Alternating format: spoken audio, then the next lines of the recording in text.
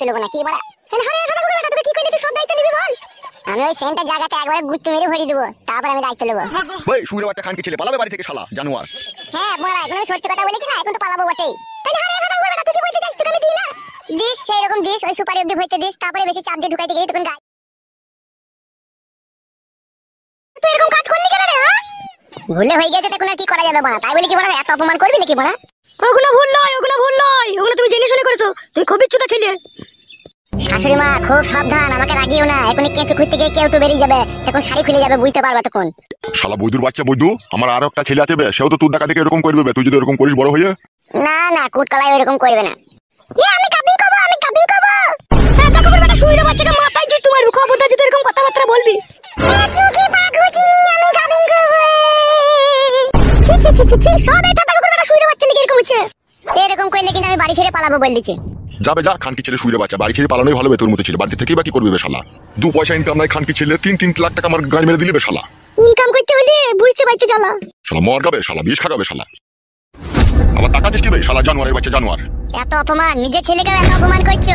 বেশ মনে থাকবে তুই শালা তো অপমান শোনারই যোগ্য বে শালা মাংমারানি বউ তোর লেগে আমাকে যত অপমান শুনতে হয়েছে কেন রে এ লড়ি চাপা কেন আমার জন্য তোকে অপমান শুনতে হয়েছে এলো এ চাপা গুদি তোমাকে ভালো করে লাগাইতে দিস হ্যাঁ কই বুকে হাত দিয়ে বলতো না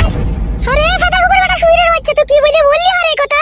ফাটা কুকুর বেটা শুইরে বাচ্চা পুঙ্গার কাপড় তুলি ভরে দিস রে আর তুই কি বললি আমি তোকে দিই না বাল হইতে দিস যখনই হইতে যাই তখনই তো বলে সাদা শিরা ভেঙে আজকে হবে না আরে লোক কুকুর বেটা ফাটা কুকুর বেটা তাহলে ছেলেটা এমনি চলে না আমার বেটা তুই জানিস সেটা বল আমি কি করে জানবো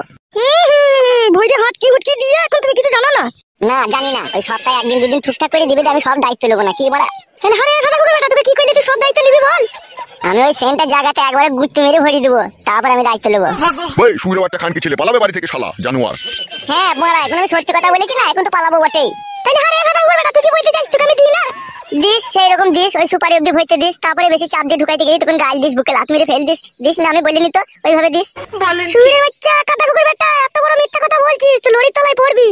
আমি তো বুঝতে পারছি আমি লরির তলায় পড়লে তুই কাটা গোটা বাঁচবি না সব ভরে নেবে আমি বুঝতে পারছি না সেই জন্যই তোমাকে মরতে বলছিস দেখো জামাই আজে বাজে কথা বলো না এখন আবার রেখে যাবো আমি তার আগো বড়ার আগো আমি রাখতে মনে করেছি নাকি বড়ার বাল আমার সবাই মনে হচ্ছে আমাকে বাড়ির পাতা পেয়েছে একবারে যা বোন দিচ্ছে সবাই তাই বলছে হবে শালা তুই তো অপমান ঘরে কাজ করেছিস বে শালা তুই যাবি কেন বে লোকের মেয়ের কাছে শালা হারাবে আমাকে 3 লাখ টাকা দণ্ড লাগবে শালা তুই গুদমারানি ছোড়ারাই বাড়িতে থাকে না ফাদা আমি চললাম এই কাদার বাড়িতে থাকবো না আমি মাঙেরে আসছি তো অপমান শুনতে জীবনটা মাটিতে টানা হয়ে গেল ফাদা আমি থাকবোই না কাদাই বাড়িতে বেরবে শালা বাড়ি থেকে পালা বাবা তুই শালা মানুষের মতো ব্যবহার করলি না পরের মেয়েকে লল দিয়েছিলাম রে তার জন্য এত অপমান এখনো ঘরের মেয়েকে কাউকে কিছু করিনি তাতেই তোর আমাকে দেখতে পাচ্ছিস না বেশ ভালো কথা ছি শালা পরের মেয়েকে কুকাজ করেছি আর ঘরের লোক অপমান করেছি এটা কি মানা যায় রে বড়া শুইরে বাচ্চা কুকাজ করলি তো তুই লিখে 3 লাখ টাকা চুরি করে দিতে হলে সেই হুঁশকে রেখেছিস তুই মাগিকে ওই বুড়ো বয়স আমি দেখবো তোর এই মাঙে যদি আমি কঞ্চি করে না খুঁচি দিতে পারি তা আমার নামও ফটকে লয় খুঁচি দিয়ে তুমি রিহাই পেয়ে যাবে নাকি তোমার টাকা কেটে ছিললে বিটা আদা রসুন করে দেবো সে সময় এলেই দেখা যাবে কে কার ভরতে পারে